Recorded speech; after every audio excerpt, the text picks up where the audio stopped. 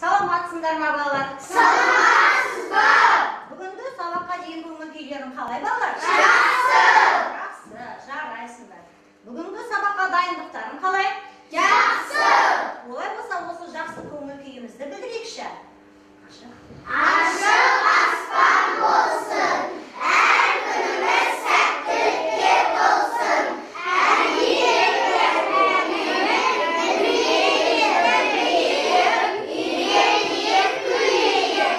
Жарайсыңдар балалар. Менің де көңіл күйім тамаша. Қазір әдебиеттік пәннен үйге қандай тапсырма берілді? Сүт қалай Ертегіні не істейміз? Үйге Үйге жақсы дайындалып келген оқушылар, қазір мен айтам деген оқушылар ортаға шығамыз. Қазір бастаймыз. Сүт қалай ұйықтады? Ертегі. Сүт бір күні ұйықтапты, қатты ұйықтапты. Ұйықтағаны соншалық үріп қапты. Ойбай сүт ұйықтап қапты, қарап отырып айран бопты. Деп ел жұрт қайран қапты. Сүт ұйқысын қоя алмапты. Аттанды біртсе де оянбапты. Ұйқы дұшпан деген ғой. Сүт бір күні үріп қапты. Сүттің ондай қылығын әжем ғана біліп қапты. Әжем не дерін білмей қапты. Ары қарай айым айта қойшы. Сүттің ондай қылығын әжем ғана біліп қапты. Мирас, жалғастыра береміз келген жерден. Әжем? Сүттің ондай қылығын Басын көтер. әжем ғана біліп қапты. Иә, Сүт дорбаңдап тұр. Дорбаға? Дариға айтамыш ары қарай. Дорбаға қия сапты. Дорбадан аққан сары су сүттің көз жасы деп ойлады. Иә, ары қарай. Ертегі сияқты ай дегенім балалар көп ұйықтаған зиян ау. Иә. Балалар, бұл өлеңді ертегіні оқи отырып біз қандай ой түйді көзімізге балалар? Көп ұйықтаған зиян. Ол ұйқышылдық неге әкеледі? Жалқаулыққа, еріншектікке, барлық көп ұйықтаған Көп қиын қызық жерлер қызықтан қалады. Иә, тағы да дұрыс. Аяулым? Иә, көп тірлігінен қалады. Мені сөйтіп ол адам қандай адам болады? Еріншек, жалқау адам болады. Біз осындай әдеттен не істеуіміз керек екен балалар? Аулақ болуымыз керек екен. Жарайсыңдар балалар. Енді ұйқышылдық туралы орнымызға келеміз. Ортада балалар. Ұйқышылдық туралы жаңылтпаш, мақал-мәтел ізденіп жаттап келу керек болады. Кім айтады балалар? Кім шығады? Айта береміз. Орнымызда бір аттам алғашын. Айта берейік. Жаңылтпаш. Қандай жаңылтпаш жаттап келдің? Кім? Әли? Иә, қандай айтамыз? Кім біледі? Ең сектен салақты танытандық. Бірінен бірі туады, жоғала сөйтіп адамдық. Дұрыс, тағы да. Айта ғой. Салақ бала сасқала, ұқты бала басқара. Иә, тағы да ұйқышылдық туралы. Айтып жүрші кән? Дарын. Ұйқышыл кішіні, ұйқысы күшті. Ұйқышыл кісіні ұйқысы күшті қап ұйықтайды деген сөзі, сонда ол ешқандай оянбай жатыр, құсап ұйықтап қалады деген. Ал енді балалар тағы да бір тапсырма берген. Қандай еді ол? Жоқ. Құрттың жасалу жолын сүттен жасалады, иә, оны білеміз. Қаны інжу құрттың жасалу жолын інжу біледі екен. Пісіреміз, жылы болған кезде ұйытамыз, айранды көбіреге құямыз, пісеміз, майын аламыз. Көбірегі қалған айранды бір ыдысқа құйып қайнатамыз. Сосын қалтаға құямыз, сары суы таусылған соң құрт жасаймыз. Құртты жасау үшін тұзды қосамыз, сосын мұны мұжып, домалақ құрт жасаймыз, кептіріп қоямыз. Дұрыс, құртты жақсы көресіңдер ма балалар? Иә! Құрт неден жасалады екен? Сүттен! Сүттен не жасалады? Айран! Айраннан барып, май, одан әртүрлі тағамдар жасауға болады екен, иә? Жарайсыңдар балалар, үй тапсырмасынан өте жақсы дайындалып келіпсіздер. Орнымызға жайғасайық балалар. Иә, сөйтіп кітабымызды ашып,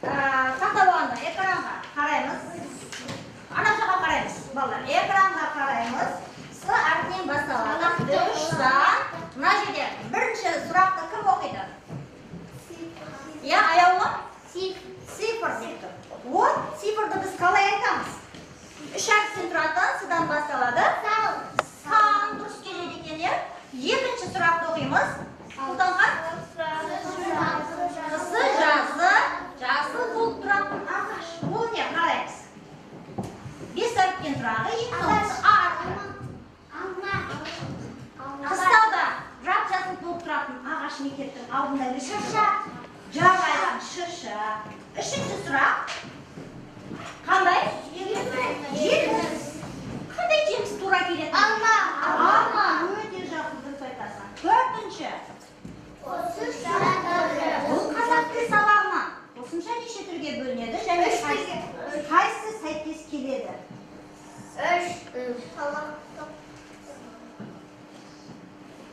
Төртінші сұрақ. Қосымшаның түрі. Қандай түрге бөлінеді қосымша? Жалғау. Қайсысы сәйкес келеді енді? Төртінші. Жалғау. Жалғау дұрыс айтады. Ары қарай келесі сабақ. Сұрақ. Бұл не? Қыдан басталады? Қор.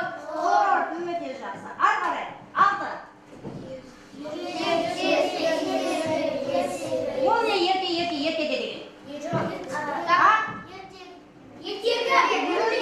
Ертегі. Келесі ал 7-ші сұрақ. Итандырмасынан сұрақ. Сүтке не ұя салды? Өте дұрыс айтасыңдар. Ең соңғы сұрақ. Қандай көкөніс? 4 әріптен тұрады. Балалар? Қияр. Міне балалар, біз сөз жұмбақты дұрыс шешті. Ортадағы ерекше сызықта қандай сөз шығып тұр балалар? Салақтық деген сөз шығып тұр. Жарайсыздар, салақтық. Олай болса, бүгінгі біздің өтетін сабағымыздың тақырыбы не екен балалар? Салақтық. Бәріміздің өлеңге назар аударып, оқиық. Сұлтанхан, тақтадан оқимыз балалар, тақтадан.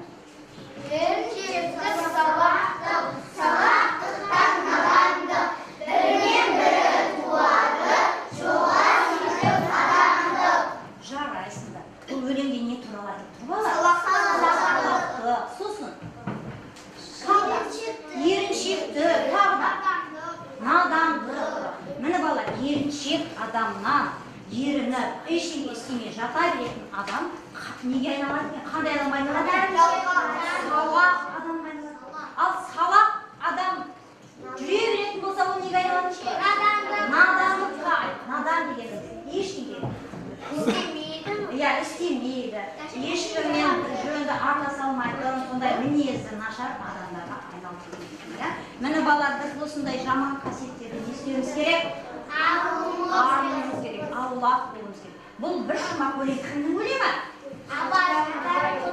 Шәкәрім Құдайберді туралы не білеміз? Не білеміз? Айтады. Отын, жарайсыңдар балалар, өте жақсы.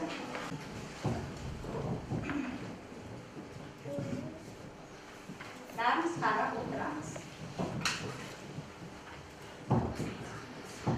Қазақтың аса көрнекті ағартушы педагогы, жазушы, этнограф, қоғам қайраткері Абылай Алтынсарин қазақ халқының ағартушылық тарихында және ұлттық мектебінің қалыптасуында кемел із қалдырған тұлға.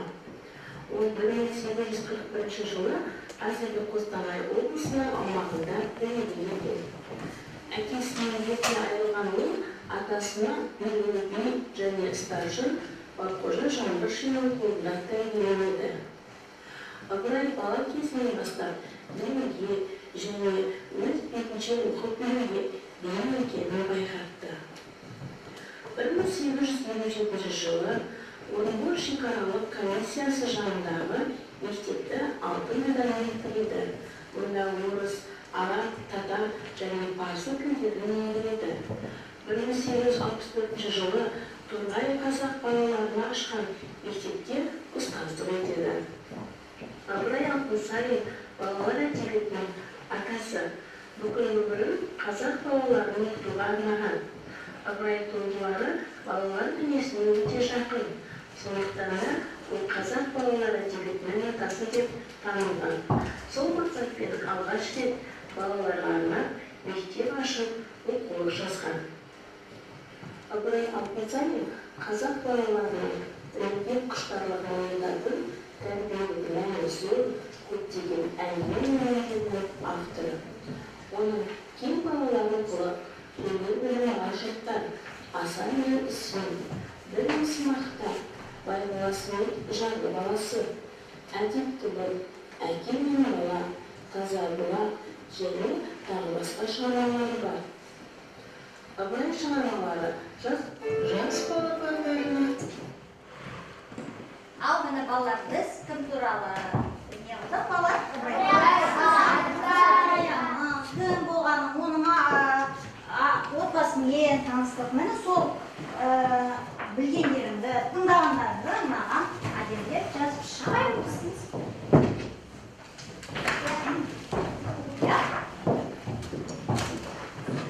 Әдемілерді қатесіз жазамыз. Балалар, әдемілеп көрген жазамыз. Балалар, Ыбырайды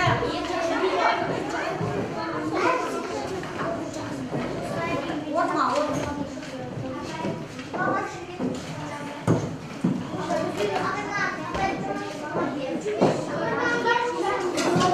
Әдемілеп жазып шығамыз.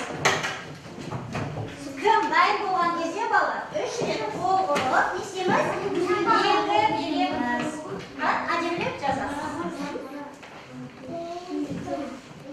Ыбырай Алтынсарин кім? Ыбырай Алтынсариннің өмірбаяны, Ыбырай Алтынсариннің шығармаларын 3 топтан оқушылар не істейді балалар? Қорғап шығамыз.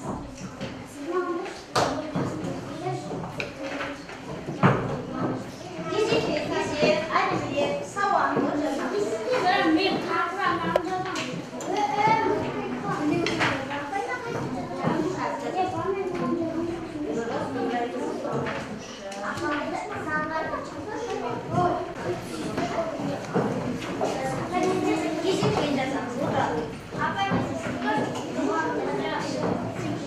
Дайын болғанда не істейміз балалар?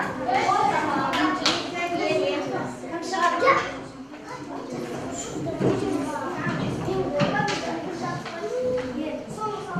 Жас болғаннан кейін ортаға шығамыз. 3 рет белгіленіп дайын болғанда.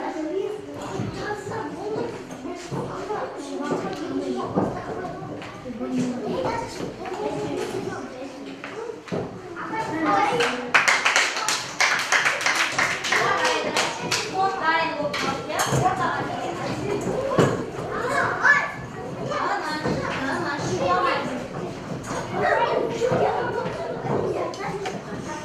Жатыр, мыналар дайын болсын. Болыңдар ма балалар?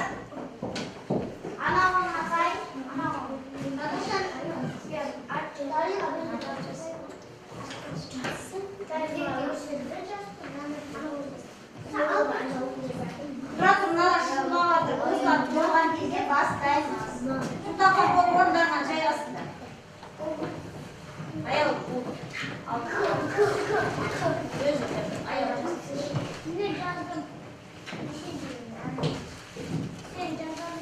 Бірінші топтың жауабын тыңдайық. Балалар, сендер бұл жерде балалар. Мен емес, сендер бағалайсыңдар. Бірінші топ қалай жауап берді, үшінші топ қалай жауап берді. Кезек-кезек бір-бірімізді бағалаймыз. Түсініп ма? Бұл тыныш отырып орнымызға жайғасайық. Жарайсыңдар. Екінші топта бірінші топ бітейіндеп қалдар, иә? Олар бастай береміз.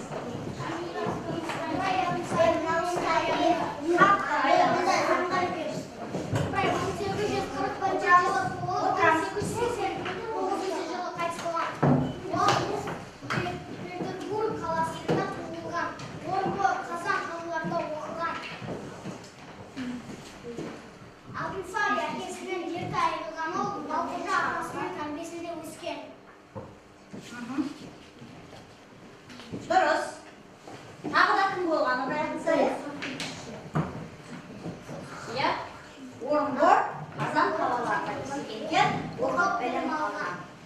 Кәнім, екінші топтан, үшінші топтың оқушыларын бағалайық. Қалай жауап берді? Дұрыс па?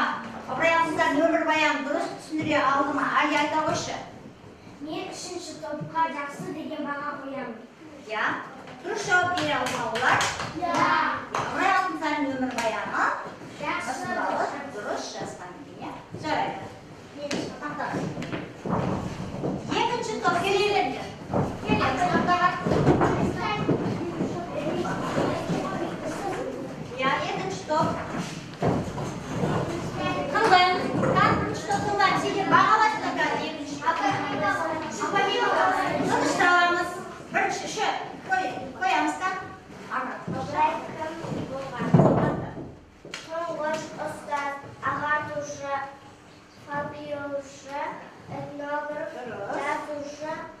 қоғам қайраткері.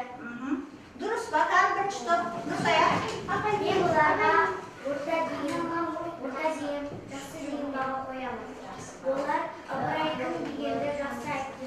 Ya, dürüst cevaplarda жаза al ya. Dürüst taqtaga ilib ketdik. Birinchi top kelamiz. Mirasovdan magnet olacağız. Shu olmaysiz. Biz Ыбырайдың шығармалары. ya Ыбырай кел балаларды оқулыққа шақырды. Әдеп, рухан, ана туралы өлең. xat aytamiz. Өнер білім бар жұртта бар. Ya. Өзен туралы өлеңдері бар. Ya, өзен туралы бұлкым деген өлеңі бар екен, ya. Кім туралы бұлкым деген өлеңі бар? Ha? Кім туралы еді балалар?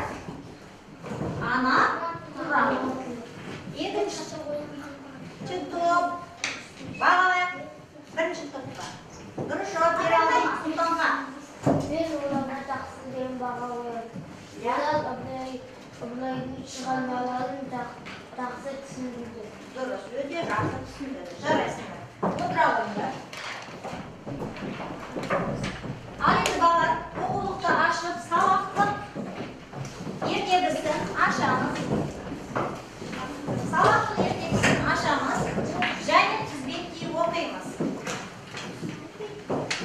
Бірінші азат жолы, бірінші топ, екінші азат жолы. Екінші топ, үшінші ең соңғы бөлігін, қорытынды бөлігін үшінші топ оқимыз. Аяғын бастай қой. Салақтық. Кәрім деген өзі жұмысқа тәуір жігіт Ұстап отырамыз. жуынып кірсіз көйлек киіп таза жүзімен ісі жоқ еді. Әркім айтушы еді. Саған не болды, Кәрім? Бойыңнан Ары қарай, кім? Қараға. Ауынан кіріңді ағызбай, жуынбайсың ба деді. Я ары қарай, Нұрболат. Болмай. Нәре, қолым. Қолым теңдейді деуші еді сөйтіп жүргенде туа бойын шыққан қаптап отыр болды. Дариға ары қарай. Осылайша Құрысып. тұрысып жатқан еді. Әркім сұрайды еді. Я, әркім сұрайды екен, я. Айым ары қарай жалғастырамыз. Кәрім саған не болды? Кәрім айтады екен. Күнәм үшін Құдайдың бір берген сазайы дағы оған қарсы таныстары рас. Кәрім Құдай тағала таза жүрмеген Ары болған. қарай Сұлтанға. Қыланыш кісіні сүймейді. Тым болмаса жұмасында бір мұншаға түссең не болмас. Үйіңде сабынмен жуынуды әдет етсең, бұл бәлеге душар болмас едің. Ары қарай Дина. Сонымен. Сонымен Кәрімді алып жататын. Мундира соғып жүрші. жататын үйге алып барып, таза жуындырып, таза киіндіріп, ем қылған соң аз уақыт өтпей жатып жазылды. Я, болды. Я, үшінші топ. Бұнан шыққан соң Кәрім бір зауытқа барып жалғандап өздеріңізге белгі шығарып, зауыттағы нәрселер бояйтын бояулардың Ердәулет. болады. Бір күні қожа Кәрімге бір бояуды араластырып қой деп беріпті. Араластырып отырып Кәрімге үйренген қалыңжақты қолым жұмыстан барып тамаққа отырып нан жепті. Қолымдағы бояулар Дарын оқып жібер ары қарай. қолымда.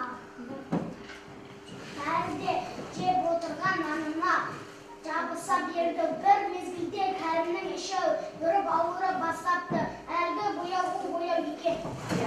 Әңгімені түсіндіңдер ме балалар? Иә. Әңгімеден түсінік айтамыз. Қазір дәптермен жұмыс жасаймыз. Дәптерді ашып, 4-ші ақпан сынып жұмысы тақырып салақтық Ыбырай Алтынсарин деп жазамыз. Алдыдан дәптерді ашып жаза береміз. Жазамыз. Әдеміле көркем балалар. Сауатты етіп жазамыз.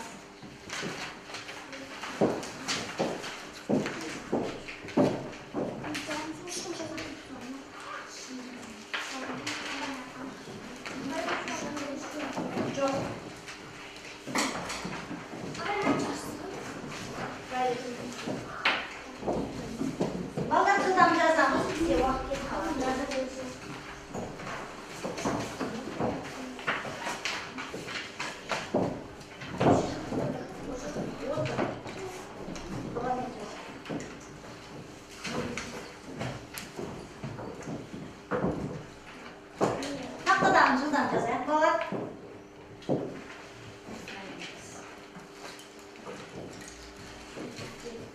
Taqtaдағы балалар. Шихан деген не жай ертегідегі. Кәрінің денесіне не шығып кетті балалар? Шихан неден пайда болды? Тері ауруы. Ол неден пайда болды тері ауруы? Өйткені ол жуынбай күніге жүрмейді. Иә, жуынбай деген кір болып жүре бергеннен адам жуынбаған. Ішінен кірі ағып. Иә, жара шығып кеткен. Сол жараның аты мына жерде шихан деген балалар жараның аты. Ол теріге жуынбағаннан кейін, тері таза болмағаннан кейін шығып кететін ауру. Осыны жазамыз. Апай мен тақтаға шығып өттім. Жоқ, орында отырып жазамыз.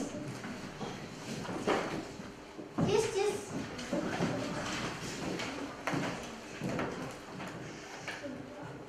Апай несі қойып па? Атамай тасырмайды қойып па? Жоқ, тапсырма жоқ, жазып кетеді. Шихан тері ауруы деп. Тақтадағы тақырыпты жазып болғаннан кейін астына жазамыз.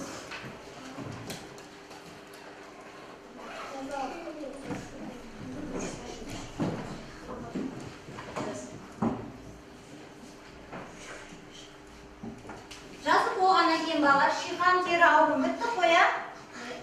Біттік па? Иә. Олай болса 5-ші тапсырма. Не дейді? 5-ші тапсырмаға қараңдар оқулықтағы. 5-ші тапсырма. Дарын не істеу керек? Тазалықты сақтау ережесін дәптерге жаз. Я тазалықты сақтау ережесі. Тазалықты қалай сақтаймыз? Әр топ бір ереже ойланып отырамыз. Аяулы бірінші топ. Қандай ереже? Аптасына бір рет шомылу керек. Аптасына бір рет шомылу керек. Тағы да айып. Аптасына тырнақты алып тұру керек. Сабындап жуыну керек. Дұрыс. Тағы да қандай ереже құрастыруға болады? Тазалық сақтау туралы. Нұрсая? Қолымызды, киімдерімізді таза ұстап, қолдарымызды жуып. Қай кезде жуамыз қолымызды? Аптасына жуамыз ба? Шекарадан шыққан соң, шекарадан шыққан соң. жиде жатқан кезде, үнеміз. болған соң, сабақтан келсең де жуу керек. Күніге жаңағы әрдайым бала қолды сабындап жүру. Ол не үшін? Ол тазалық ұстау. Тазалық ұстау, кәрім сияқты ауырып қалмау үшін қолымыздағы микробты тамақ ұстап жегеннен біздің ішімізге микроб бар, ішіміз ауыру мүмкін, иә? Сол себепті не істейміз, Ернар? Қолымызды жуып. Не істейміз? Қолымызды таза жуып жүруіміз керек. Ал сол ережені өздерің ойларымен дәптерге жазып қойыңдар. Қолды сабындап жүру, киімді үтіктеп, таза кию, тырнақ алу, иә? Соларды өздерің үш ережеден орнымызда жазамыз, және мен оқытамын оны бала, дәптерге жазыңдар.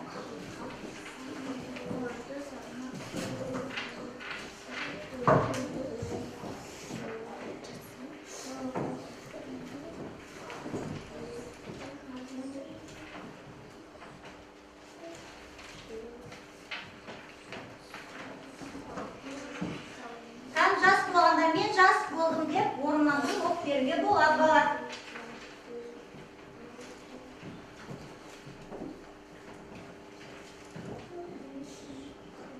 Бір ереже жазды. Қалған үйде жалғастырамыз.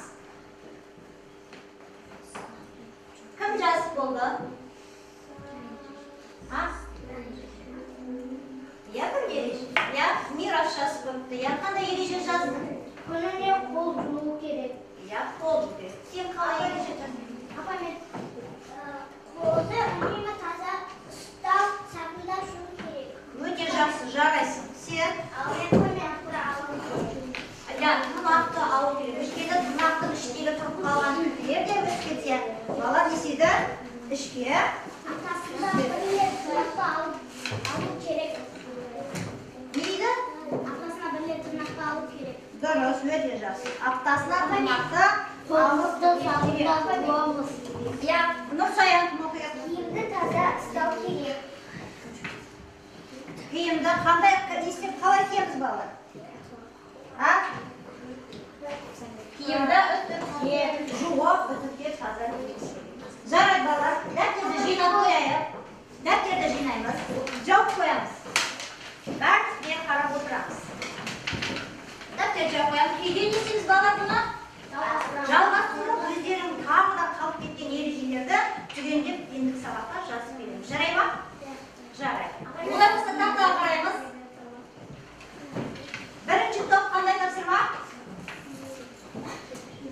topқа біз жаңа балалар мәтінді оқыдық. Кәрімнің тазалықты сақтамауы жөнінде сендер өздері де оқыдыңдар. Сол туралы тақтаға шығып әңгімелесіңдер. Екінші топ кәрімнің ауырып қалуы, не себепті ауырып қалды, қалай ауырып қалды. Соны екінші топ жаңа оқыдық, сол туралы бізге әңгімелеп бересіңдер тақтаға. Үшінші топта кәрімнің улануы. Ең соңғы сабақтың есесінде тақырыпта қорытындылайды. Түсініп қоя. Бірінші топтан тақтаға шығып кім айтады? Келеміз. Екеу болсын, үшеу болсын, түсінгенімізді тақтаға айтуға болады. Жоқ, бірінші топ айтады. Біз екінші топ есеміз жалғастырамыз. Аяғымыз кесейші. Кел. Ларика екеу айтасыңдар ма? Жарай. Ер жүр. Айта ғой. Қатты айтамыз, тыңдаймыз, келген жерде сендер айтасыңдар қазір. Кәрім деген өте жұмысқа таныс жігіт болса да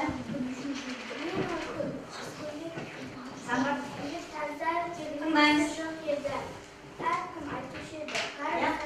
Кәрім саған не болды? Үстінен кірім ағып Жүргенше. жүгінбайсың ба деп. Я, аяулым, арқа жалғастыра бер. Білгендерін тоқтамай айта береміз. Сөйтіп жүріп тұла бойы шиқан басып кетті. ол неден шығып кетті? Сол кезде жұрттар не дейді оған? Кәрім саған не болды? Я, ол ауырып қалады. Жарайды, дұрыс айтты ма балалар? Салақтық сақтамалы, я? Отырамыз. Өте жақсы, жарайсыңдар. Екінші топтан кәрімнің ауырып қалуы. Қалай ауырып қалды? Сол туралы айтайық балалар. Келе ғой Мирас. Заңғар. Я келе ғой Мирас. Екеу болсын, үшеу болсын түсінгенімізді кесек-кесіп ұмытып қалған кезде тоқтап ары қарай жалғастырып айтып отырамыз балалар. Тыңдаймыз, қолымыз қоямыз. Айта ғой. Кім бастайды? Кәрім саған не болды деп жұрттар сұрайды. Кәрім саған не болды деп жұрттар сұрайды. Қатты айтамыз, қатты. Құдайдың бір берген жазасы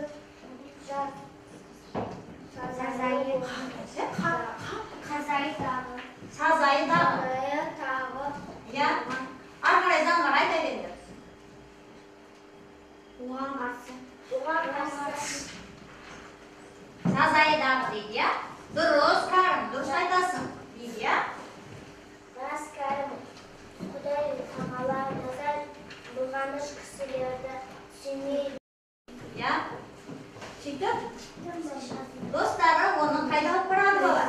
Ауруханаға. Әлеке шарқыра етші, ауруханаға апарады. Сөйтіп, оны не істеді заңғар?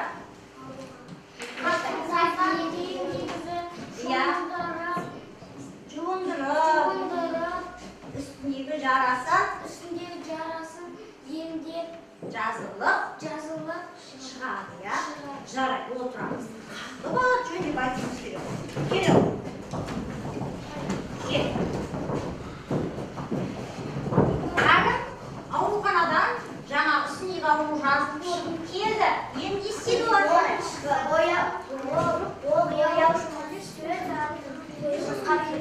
Ожасы бір бояуды араластырып қойшы деп айтты. Я ары қарай не істейді ол? Араластырып қойып, табаққа отырып, нан жейді. Ал қолындағы бояулар нанына жабысып, Кәрімнің біраздан іші ауырады. Іші ауырды. Ол не себепті ауырды балалар? Әлгі бояу неге?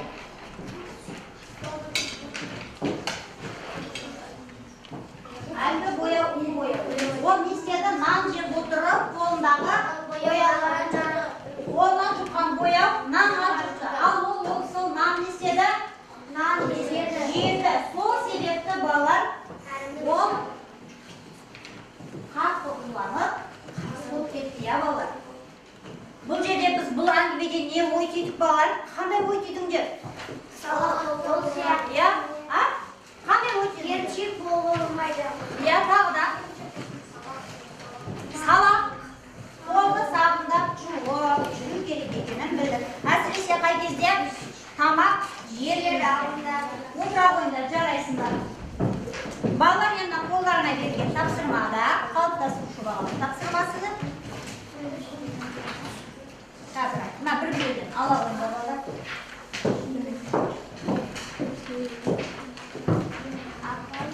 Мына жерде суретке қарап отырып әңгіме құрастырамыз. Суретке қараймыз. Өзі сурет, әр суреттің астына номер қойып қойған балалар. Нөмірлер бар. 1, 2, 3, 4, 5, 6. Бірінші суретке бір ауыз әңгіме, ауызша айтуға болады, жазбаша айтуға. Екінші әңгіме, үшінші, төрт. Әр суретке бір әңгіме сөйлем құраймыз. Сонда бір кәдімгі мәтін шығады. Жазамыз. Жылдан жазып шығайық. Оған шейін мен сендер жазып жатқан кезде әрімнің әңгімесін тыңдатып қояйын.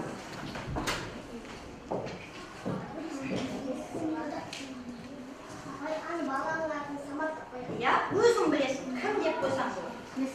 Арман деп қойсаң. Жылдан орындап қалады. Уақыт болып қалады қазір.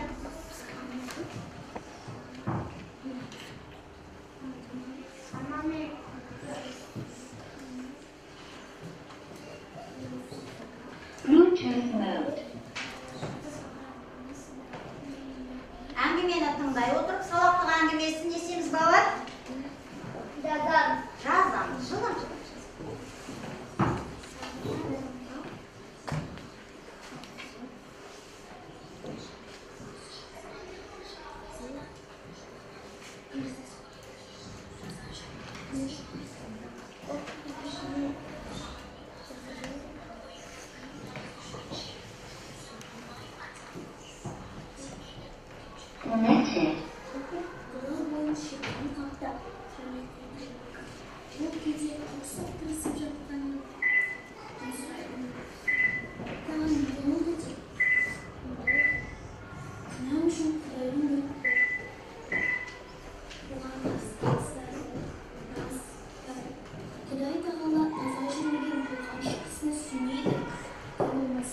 Жұмасына бір моншаға түсіп, не болмаса үйінде сабырмен жүргенімді әдет етсем,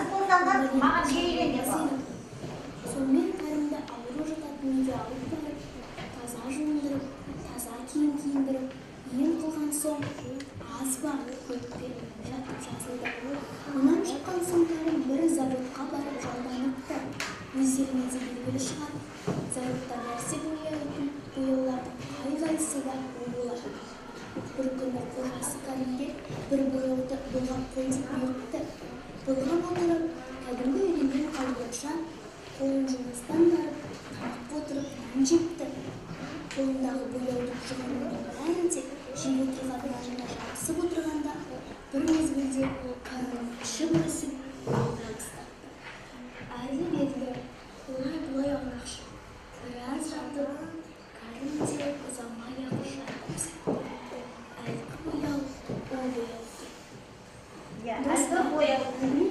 Кәрім сияқты салақ болмай, үнемі жолынып, таза жүрінде. Әңгімеден өнеге алып салақтыққа бой бермейді. Бойыңды таза ұстау, ұзақ өмір сүреді. Сіздер ме балалар, бойды таза ұстасаң, дені сау болады екен және ұзақ өмір сүреді. Міне кәрімнің осындай жаман әдетінен не істеу керек балалар? Аулақ болу керек. Қалыптастырушы бағалап маған жалғыз мирас өткізді. Мирас әңгімелеп жіберші. Өзің айтып жіберші қысқаша. Ауызша айтайын. Онан тұрамыз.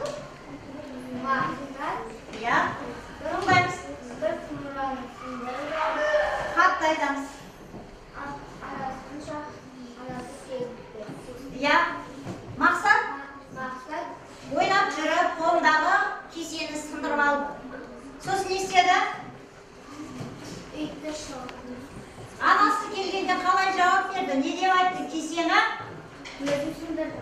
Ha? Ит сындырды. Ya, sınıf koydu, itke jauh жіберді. Сосын? Anası үйден қуып шығады. Нені қуып шықты? Итті Итті не істеді? Үйінен қуып шықты. Ит не істеді? Ит үйге кірді. Есікті тұрғаны. Қатты жауап берші. Ит қардың астында тоңып жанғанда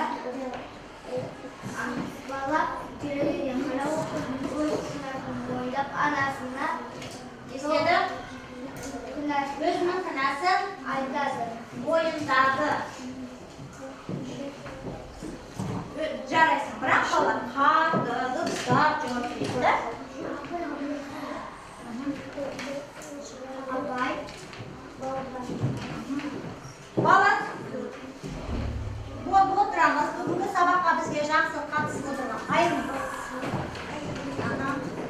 Сұлтанға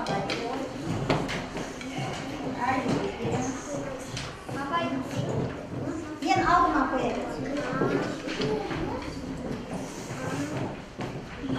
Апай, Алина екеуі кетті. Ештеңе. Балалар, үйге тапсырма сендерге осы сабақтың әңгімесінен түсініп айтып келу. Жарай ма? Енді бүгінгі сабаққа өте бізге жақсы қатысқан бірінші топтан кім балалар? Аяулым. Екінші топтан жақсы қатысқан кім деді ойлайсыңдар? Айым, Мирас, Сұлтанхан да жақсы қатысты. Жарайсыңдар. Міне осы балаларға 9 балл. Үшінші топтан кімге 9 балл береміз балалар? Нұрсая. Әнжумен Нұрсаяға, Дарынға, сабаққа өте жақсы қатысқан 9 балл. Дариғаға, Тоқтарға, Қарақатқа, екінші топтан Заңғарға, Әлиге, Бақсаяға 7 балл, және үшінші топтан Ердәулетке 7 балл қоямын. Сабақты дұрыс жауап беріп қатысып отырғандар үшін. Балалар, сендер барлықтарың сабаққа жақсы қатыстыңдар. Енді бүгін сабақ сендерге ұнады ма? Иә. Ұнады. Бүгінгі жаңа сабақтан не ой түйдіңдер? Жақсылық сияқты лас ұйықтауға болмайды. Денсаулық ең бірінші тазалыққа байланысты екен. Денсаулық туралы қандай мақал білесіздер? Денсаулық зор байлық. Шынықсаң шымыр боласың. Дұрыс, тағы да. Денсаулық Тазалық. кепілі. Дұрыс, тағы да. Дені сауда. Балалар, сендерге бүгінгі сабақ ұнаса, қай жері ұнады, не болмаса, қызықты өтсе, сендерге жапсырып, анау керемет алма ағашына апарып кесеміз, жапсырамыз. Өз ойларыңды бір ғана сөйлеммен, 2-3 ауыз сөзбен жазуға болады. Бар балаға? Маған демеңіз бала, бәрінен жеке баса маған айтсын. Тез жазып шығамыз. Бүгінгі сабақ ұнады ма? Жазамыз, бір ауыз сөз тез апарып қоямыз.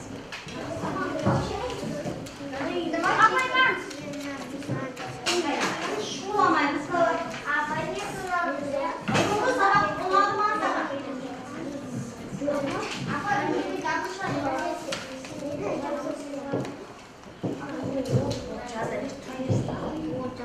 Балалар жылдан жазамыз, қолға болып қалады қазір.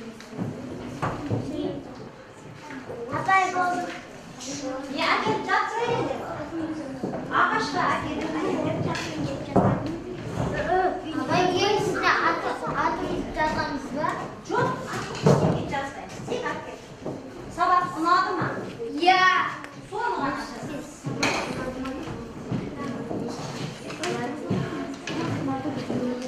Жақсылай жазды ма?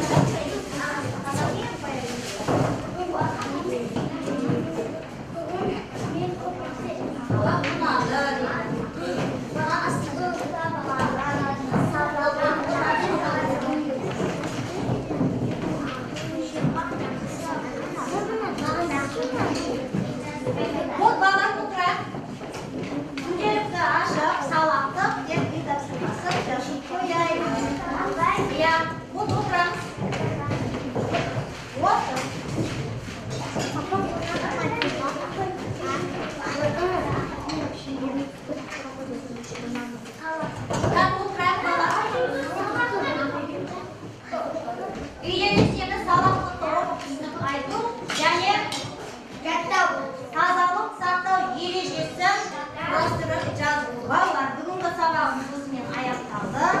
Қош сау болыңыздар. Sağ